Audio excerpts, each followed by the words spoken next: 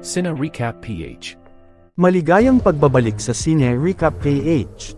Warning, spoilers ahead. Ang pelikulang itatampok natin ngayon ay patungkol sa isang detective ng South Korea na sa pag-iimbestiga ng kasong pagpatay na pasara niya ang may sangkot na ilegal na pogo sa Pilipinas. Ang pelikulang ito ay ang South Korean action crime film na ipinalabas taong 2024 na pinamagatang The Roundup Punishment. Bago tayo magpatuloy, paki-like ang video at mag-subscribe na din sa channel na ito. Maraming salamat. Sa syudad ng Maynila, isang lalaking Koreano na duguan ang tinatakasan ng mga kalalakihan, humingi siya ng tulong sa napadaang pulisya para sana sa kanyang kaligtasan, subalit dumating ang pinuno ng grupo na si Baek Chang-gi ang nagpapatakbo sa operasyon ng Pogo upang patayin ang nagtatangkang tumakas niyang trabahador. Samantala sa South Korea, ang mga tagapaghatid ng ipinagbabawal na gamot ay sinusubaybayan na pala ng otoridad. Hindi na nakaporma ang mga ito nang arestuhin sila ng pulisya na pinangungunahan ni Ma Sok-do. Matapos makakuha ng impormasyon, sinalakay ng crime team ang pinanggalingan ng droga, nakarehas ang lugar para maitago nila ang mga ebidensya pero napaghandaan na ng mga kapulisan ang lahat. Winasak din ni Ma Sok-do ang rehas gamit ang lakas nito saka pinag-aaresto ang lahat na sinusubukan pang manlaban. Nang mahuli nila ang lahat at makuha ang kanilang mga telepono, nalaman ng pulisya na gumagamit sila ng application para sa pagbebenta ng droga, kaya pinahanap agad ni Sok-do ang developer saka pinaghuhuli ang lahat ng mga delivery boy. Dahil sa matagumpay na operasyon nagdiwang ang buong team sa kanilang paboritong kainan, nalaman na ang developer na nagngangalang Cho Sang-jae ay natagpo ang patay sa Pilipinas at kasalukuyan nang ibinabalik ang katawan sa Korea. Sumunod na araw nagpunta si Ma Sok-do sa Forensic Institute upang malaman ang resulta ng otopsiya ng developer. Tadtad ito ng saksak dahilan ng ikinamatay niya pero walang natagpo ang droga sa kanyang dugo base sa record at bumagsak ang timbang nito na tila pinapahirapan sa trabaho. Pag-alis nila nakasalubong ng dalawang pulis ang nanay ng biktima. Wala pang ideya ang detective sa motibo kaya humingi ito ng impormasyon sa dating pinagtrabahuan ng anak at nangakong gagawin niya ang makakaya. Balik sa Pilipinas, ang mga magagaling na developer ay sapilitang pinagtatrabaho ng grupo ni Baek Chang-gi sa pinamamahalaan niyang online casino. Sinasalakay ng kanilang grupo ang iba pang mga karibal na casino upang masolo ang lahat at sakupin ang kanilang mga parokyano sa marahas na pamamaraan. Sa utos ni Chang Dong-chol ang may-ari ng pasag-ala na nasa Korea sa pangakong itataas nito ang share ni Baek Chang-gi. Samantala, sa istasyon ng pulisya sa Seoul, tumawag ang cyber unit na walang kinalaman ang namatay na developer sa pagbebenta ng droga. Wala din silang ibang nakuhang impormasyon dahil nakapatay ang numero ng pinagtatrabahuan nito sa Pilipinas ayon sa kanyang record. Tinawagan na lang ni Ma Sok-do ang nanay ni Sang-jae para mangalap pa ng ibang impormasyon. Ngunit nabalitaan niya na nagpakamatay ito at nang puntahan may iniwang sulat sa kanya na humihingi ng hustisya para sa anak. Ang cybercrime investigation na pinangungunahan ni Han Ji-soo ay may nakuha sa record ni Sang-jae na nagtatrabaho pala ito sa online casino mula sa kanyang cloud account, ngunit nang subukang mag-download ni Ji-soo bigla na lang may nag-hack at binura ang account. Masyado ring komplikado ang sitwasyon kaya gusto ng crime unit na ipaubaya na sa cyber unit ang kaso. Hindi pumayag si Sok-do dahil gusto niyang mahuli ang nasa likod nito. Kinausap ni Ma Sok-do ang kanilang kapitan para pagbigyang mag-imbestiga sa digital crime. Hindi ito pumayag dahil hindi madali ang ganong uri ng trabaho pero mapilit si Sok-do at hiniling na kumuha ng 2 tao mula sa cyber team na makakatulong nila. Kalaunan ipinadala na kay Dong-chol ang mga nakuha ng mga tauhan mula sa sinalakay na kasino. Nakabuo na din ang crime unit ng team para sa gagawing pag-iimbestiga sa kaso. Wala silang ibang impormasyon kaya naghanap ang mga ito ng online casino. Natagpuan nila ang Emperor's Casino subalit hindi sila makapasok dahil kailangan pa ng imbitasyon bago makagawa ng account. Kinailangan ding magpadala ng pera bago kanila tatanggapin, ngunit wala silang budget para sa nasabing operasyon kaya umalis si Sok-do para maghanap. Nagpunta sila ng kapitan sa bar ng mga gangster na dati na nilang kinastigo para kumuha ng pera na magagamit. Sa Maynila, isang truck ng pera ang balak ipapadala ng tauhan ni Dong-chol na si Choi Yoo-sung mula sa kinita sa kasino.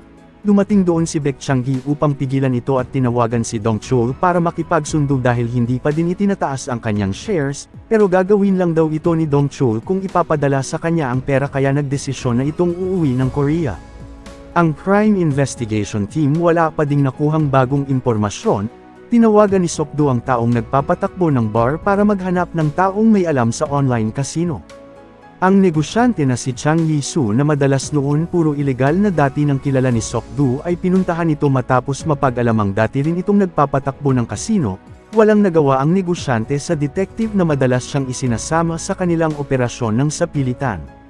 Pagbalik sa presinto sinabi niya ang lahat ng nalalaman patungkol sa pagpapatakbo ng online casino, na bumili siya ng software para sa nasabing sugal ngunit bigla siyang isinara ng karibal na casino.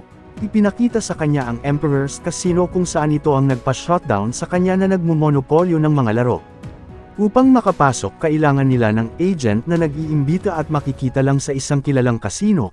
Siya ang ipinadala ni Sokdo kasama si Han Jisoo upang makaakit ng agent mula sa Emperor sa pagpapanggap bilang mag-asawa. Maya-maya pa may kumagat na sa kanilang bitag na isang ahente. Ipinakilala nito ang online casino na Emperor ngunit masyadong malaki ang perang kailangan dahilan ng nabisto sila. Dahil dito sinubukang tumakas ng ahente sa mga pulis na nakaabang sa labas pero dumating si Ma Sokdo at pinigilan ito. Pagkatapos nila itong mahuli pinakanta ni Ma Sokdo ang ahente sa taong nagpadala sa kanya. Pero ayaw itong magsalita kaya tinakot niya ito hanggang sa ituro ang taong nasa likod ng pagre-recruit ng mga manlalaro. Kalaunan sa airport, dumating na si Baek Chang-gi habang naroon din ang team ni Ma Sokdo para sa pakay nilang tao. Sinundan nila si Choi Yoo-sung na pumasok sa isang pamilihan para dakpin doon ngunit natunugan ang mga pulis. Tumakas ang kriminal sa pagpunta sa likuran habang sinusubukan nila itong habulin, pero ang napuntahan niyang pintuan ay ang mismong sasakyan ng pulisya at doon na ito nahuli. Sa mga oras na iyon dumiretso na si Baek Chang-gi sa villa ni Dong Chol para sa kanyang pakay na may taas ang shares, hindi pa ito magagawa sa ngayon ni Dong Chol dahil maglulunsad siya ng crypto coin na siguradong kikita sila ng malaki. Ang problema kasalukuyan pa din itong sinusuri bago mailabas sa merkado, pinatrabaho na niya kay Baek ang reviewer upang mapadali ang paglunsad at sinigurado ang pangako niya. Sa presinto napag-alaman ng pulisya na gumagamit ng front ang kumpanya si Choi Yoo-sung para sa pagpupuslit ng pera sa Korea mula sa casino, pero kumbinsido silang hindi siya ang nasa likod ng pagpapatakbo nito ayon sa records kaya pinapaamin na nila si Choi ngunit ayaw niyang magsalita sa takot na papatayin siya ng boss, upang mapaamin gumamit na si Sokdo ng puwersa para magsalita. Matapos namang magawa ni Baek Chang-gi ang pinapagawa sa kanya, nalaman nito kay Dong Chol na nahuli ng pulisya si Yoo-sung at magpapadala siya ng mag-aayos sa kaso. Pero kinabukasan sa presinto kung saan ito nakakulong nagpunta si Baek, nagpadala siya ng maraming food delivery rider ng sabay-sabay para mapunta ang atensyon ng lahat sa kanila sa kanito pinasok ang kulungan at pinatay si Yoo-sung nang hindi na makapagsalita pa. Hindi nagustuhan ni Dong Chol ang brutal na pamamaraan ng mercenaryo, ikinakatakot na niya na baka sa huli pati siya ay patayin din ni Baek. Gusto niyang putulin na ang ugnayan nila sa pag-set up sa kanya. Kalaunan isang cargo na nagmula sa Pilipinas ang dumating na may natagpo ang patay na katawan.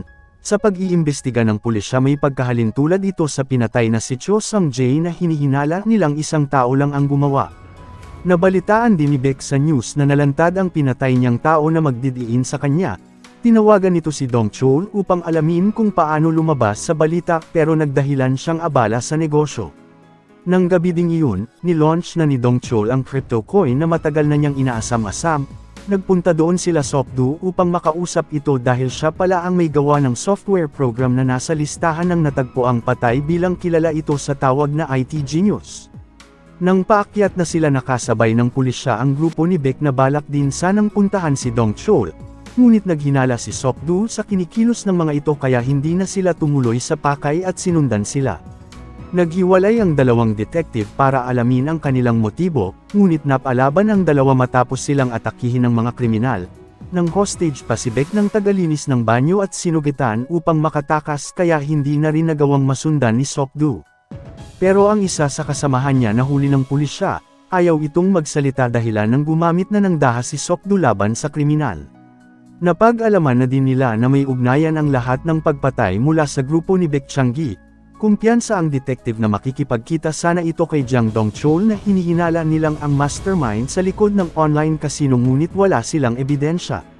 Ipinatawag naman si Sok-do at ang kapitan ng deputy dahil sa mga nangyaring kapalpakan nang hindi nila agad nalutas ang kaso, dahil dito pinatigil sila sa pag-iimbestiga at ibinigay na sa iba kahit hindi sila sang-ayon. Masama ang loob ni Sok-do dahil nangako itong bibigyan ng hustisya ang pagkamatay ni Sang-jae. Nang pauwi na ang team, ilang lasing ang nanggugulo sa daan at doon niya inilabas ang galit sa kanila. Samantala, inutos na ni Dong-chol ang pagtapos kay Baek dahil magiging malaking problema ito sa kanya. Sa hotel kung saan nanunuluyan si Baek, sinalakay sila ng mga tauhan ni Dong-chol pero walang nagawa ang mga ito. Nakipagsundo siya kay Mr. Kwon na magtulungan sila kung gusto niya pang mabuhay. Hindi pa din matahimik si Ma Sok-do, gusto niya pa ding ipagpatuloy ang pag-iimbestiga kahit hindi na nila hawak ang kaso, ngunit hindi pumapayag ang kapitan. Pinuntahan na ni Sok-do ang deputy para makiusap habang nasa kasagsagan ito ng pulong kasama ang police commissioner. Sa hindi inaasahang pagkakataon, ang commissioner na mismo ang nagbigay pahintulot sa kanya na tapusin ang kaso bilang humanga ito sa pagiging desidido niya sa trabaho. Agarang pinulong ng kapitan ang team para sa planong pasukin ang Emperor's Casino upang mapatunayan na si Jang Dong-chol ang nasa likod ng lahat, pero kailangan nilang bumuo ng website kagaya nito upang mahuli ang ilegal na pogo. Isinama ni Sok-do si Jang Yi-soo dahil siya ang nakakaalam sa pagpapatakbo ng online casino. Tinanggihan siya ng negosyante dahil ikakapahamak na naman niya, pero nilinlang ito ni Sok-do ng isang tsapo na kunwari magiging isa siya sa kanila bilang pangarap niya maging pulis. Agarang bumuo ang team ng setup para sa gagawin habang ipinadala nila si Jang Yi-soo kasama ng ibang pulisya sa Pilipinas para sa pagbuo ng casino online. Nagkaproblema sa pondo ang mga ito pero marunong pala magtagalog si Yi-soo at inayos ang lahat. Hindi nagtagal natapos nang mag-set up ang team at katulong nila sa operasyon ang lokal na pulisya na naging maayos ang takbo ng lahat. Masayang-masaya naman si Dong-chol na pinuntahan si Baek sa pagkakaalam niyang nahuli ito ng tauhan. Pagdating sa loob, binigyan siya ni Mr. Kwon ng baril para siya na ang pumatay kay Baek. Nang makita niya ito, hindi pala nakatali ang dating tauhan. Walang ibang hangad si Baek kundi makuha ang admin key, kaya sinabi na ito ni Dong-chol sa pag-aakalang mapatay niya ito pero wala palang bala ang hawak niyang baril. Tinanggalan siya ni Baek ng daliri dahil ito lang ang kailangan niya para mabuksan ang kanyang vault. Ipinaubayan na niya din kay Mr. Kwon ang pagpatay kay Dong-chol bilang mayroon silang kasunduan. Sa Maynila, nakita ng Emperor's Casino na mayroon na naman silang karibal na pasugalan. Natanggap ni Baek ang ulat at agarang inutos ang pag-shutdown nito. Nakita din ng team na sasalakayin na sila ng grupo. Mabilis nilang inihanda ang lahat sa tulong ng lokal na pulisya para sa pag-aresto ng mga kriminal. Maya-maya pa dumating na ang grupo na sinira ang lugar. Nagtataka ang mga ito na wala silang nakitang tao pero lumabas ang mga pulisya na nakatago at doon na sinimulan ang paghuli sa kanila. Sa kabila nito, matagumpay na napasok ni Baek ang vault ni Dong-chol at kinuha ang mga drive para sa balak niyang solohin ang pagpapatakbo ng online casino sa labas ng bansa. Ibinigay nito lahat ng naiwang pera kay Mr. Kwon bilang bayad sa kanilang kasunduan. Kasalukuyan na din ngayong sinalakay ng otoridad ang nakatagong base ng Emperor's Casino upang hulihin ang mga ito. May ebidensya na din sila na ang ginamit na IP address ay nagmula sa kumpanya ni Dong-chol, kaya agarang sumugod ang team ni Sok-do para hulihin ang developer.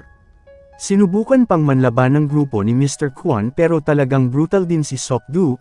Nalaman niya sa taong naaresto na pinatay ni Baek si Dong-chol at kasalukuyan na ngayong patungong airport. Agad na pinahanap ni Sok-do sa kapitan si Baek para mapigilan na makaalis. Naroon na ito sa paliparan at gamit ang pekeng pasaporte nakapasok ang kriminal ng walang kahirap-hirap, buti na lang nakita siya sa CCTV. Mapayapang nakasakay si Baek sa eroplano na ilang minuto na lang aalis, pero nakatanggap ng tawag ang flight attendant na may huhulihing kriminal sa loob. Dumating na din si Ma Sok-do na mabilis lang nakapasok sa koordinasyon ng lahat. Pinalabas niya ang lahat ng pasahero sa loob ng eroplano at natira ang dalawang kriminal na wala ring balak sumuko. Nagkaharap ulit sa laban ang mga ito na ngayon ay patas na ng walang dalang patalim si Baek. Mabilis na napatulog ng detective ang kasamahan nito habang nakahanap ng magagamit ang kriminal. Nagkasugat si Sok-do sa iba't ibang bahagi pero hindi pa rin ito umubra sa lakas niya, saka tuluyang pinatulog si Baek. Matapos nito matagumpay ang binuong operasyon ng team at nahuli ang lahat ng sangkot. Binisita din nila ang libingan ng mag-ina na ngayon ay nabigyan na ng hustisya. Dito na nagtatapos ang ating kwento. Sana nagustuhan nyo.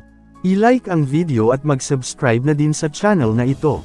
Maraming salamat sa panunood. Hanggang sa muli. Paalam.